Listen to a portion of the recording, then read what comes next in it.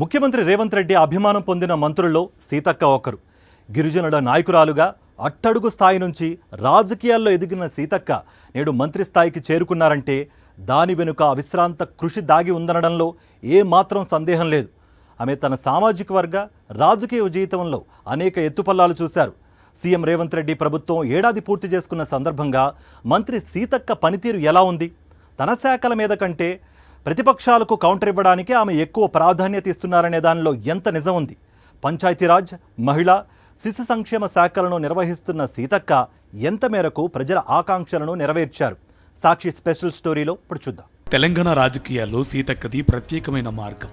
ఆమె down to earth లీడర్గా పేరు పొందారు. అట్టడుగు, బడుగు, బలహీన వర్గాల కష్టసుఖాల మీద అవగాహన ఉన్న నేతలకు ప్రజాదరణ ఉంటుంది. ఈ విషయంలో సీతక్క 2 ఆకులు ఎక్కువే చదివారని చెప్పవచ్చు. ఎందుకంటే ఆమె సమాజం కోసం 14 సంవత్సరాల చిన్న వయసులోనే తుపాకీ పట్టుకుని కొండల్లో, కోణాల్లో తిరిగారు. మావోయిస్టుగా 15 సంవత్సరాల పాటు ఉద్యమ బాట పట్టి అప్పట్లో సంచలనం సృష్టించారు. నక్సలైట్లను దేశభక్తులంటూ ప్రశంసలు గుప్పించిన దివంగత మాజీ ముఖ్యమంత్రి ఎన్టీఆర్ అప్పట్లో వారిని జనజీవన స్రవంతిలోకి రావాలని విజ్ఞప్తి చేశారు. ఆ పిలుపు నేపథ్యంలో కొంతకాలం తర్వాత సీతక్క తన నక్సల్బరీ పందాను వదిలేశారు. జనజీవన స్రవంతిలోకి వచ్చిన తర్వాత కొంతకాలం లాయర్గా పనిచేశారు. బుల్లెట్తో కాదు, బ్యాలెట్తోనే అసలైన ప్రజాసేవ సాధ్యమని భావించి 2004లో తెలుగుదేశంలో చేరారు. ఆ ఏడాది జరిగిన ఎన్నికల్లో ఉమ్మడి వరంగల్ జిల్లా ములుగు నియోజకవర్గం నుంచి పోటీ చేసి ఓడిపోయారు. 2009 ఎన్నికల్లో గెలిచి మొదటిసారి చట్టసభల్లోకి అడుగుపెట్టారు. 2017లో టీడీపీని వదిలేసిన సీతక్క కాంగ్రెస్లో చేరారు. అతి తక్కువ కాలంలోనే ఢిల్లీ పెద్దల అభిమానం పొందారు. ప్రస్తుతం రేవంత్ రెడ్డి సర్కార్లో 2 మహిళా మంత్రులు ఉంటే వారిలో ఒకరు సీతక్క. కీలకమైన పంచాయతీరాజ్ శాఖతో పాటు మహిళా, శిశు సంక్షేమ శాఖలను నిర్వహిస్తున్నారు.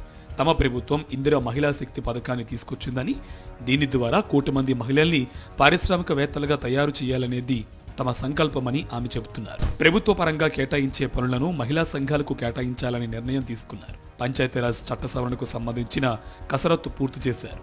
ఇలా తన శాఖలపై కొంతమేర పట్టు సాధించే ప్రయత్నం చేస్తున్నప్పటికీ రాజకీయ వ్యవహారాలను, పార్టీ బాధ్యతలను అధికంగా నిర్వహిస్తూ ఉండడంతో ఆమె తన శాఖలకు పూర్తి స్థాయిలో న్యాయం చేయలేకపోతున్నారని కాంగ్రెస్ పార్టీకి చెందిన సీనియర్లు చెప్పుకుంటున్నారు.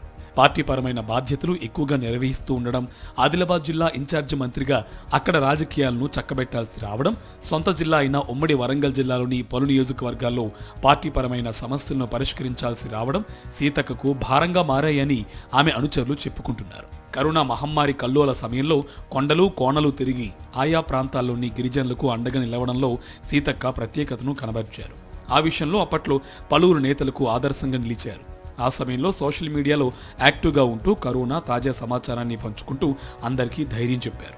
అందరూ ఇంటికే పరిమితమై బిక్కుబిక్కుమంటున్న తరుణంలో ఒక ఎమ్మెల్యేగా తన బాధ్యతల్ని నిర్వహించడంలో ఆమె తనదైన నాయకత్వ లక్షణాలను ఘనంగా చాటారు.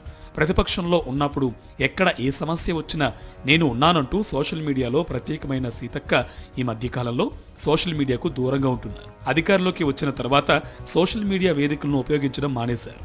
దాంతో చాలామంది సామాజిక మాధ్యమాల అభిమానులు మంత్రి సీతక్క ఎక్కడ, ఆమె ఎందుకు ప్రజలకు దూరంగా ఉంటున్నారు అనే ప్రశ్నలు వేస్తున్నారు. తెలంగాణ సర్కార్లో మహిళా మంత్రులు 2 ఉమ్మడి వరంగల్ జిల్లాకు చెందినవారు. మంత్రి సీతక్క, మంత్రి సురేఖ ఇద్దరికి ఒకరంటే మరొకరికి కొంతకాలం పడకపోవడం అప్పట్లో చర్చనీయాంశంగా మారింది.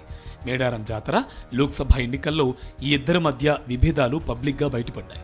ముఖ్యమంత్రి రేవంత్ రెడ్డి కలగజేసుకుని వీరిద్దరి మధ్య సర్దుబాటు చేయడంతో ప్రస్తుతం మహిళా మంత్రులిద్దరూ సఖ్యంగానే కనిపిస్తున్నారు. ఇది ఉమ్మడి వరంగల్ జిల్లాకే కాకుండా రాష్ట్రానికి మేలు చేసిన పరిణామం. పంచాయతీలకు సంబంధించిన బిల్లుల పెండింగు పంచాయతీరాజ్ శాఖ మంత్రి సీతక్కకు సవాల్గానే మారాయని చెప్తున్నారు. త్వరలోనే స్థానిక సంస్థల ఎన్నికలు ఉండడంతో పెండింగ్ బిల్లులను వెంటనే చెల్లించడం అధికార కాంగ్రెస్కు చాలా ముఖ్యం.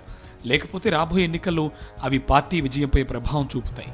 ఆర్థిక లోటు కారణంగా బిల్లుల విడుదల ఆలస్యం అవుతోందని సెక్రటేరియట్ వర్గాలు చెబుతున్నాయి. ఇప్పుడిప్పుడే అభివృద్ధి వైపు అడుగులు వేస్తున్న ములుగుకు పూర్తి స్థాయిలో మున్సిపాలిటీ హోదా కల్పించాలని కోరుతూ మంత్రి సీతక్క రాష్ట్రపతి ద్రౌపది ముర్మును కలవడం, రామప్ప, లక్నవరం, మల్లూరు, మేడారం లాంటి పర్యాటక ప్రాంతాలకు అధిక నిధులను కేటాయించి అభివృద్ధి చేయడం ఆమెకు ప్లస్ పాయింట్గా మారాయి.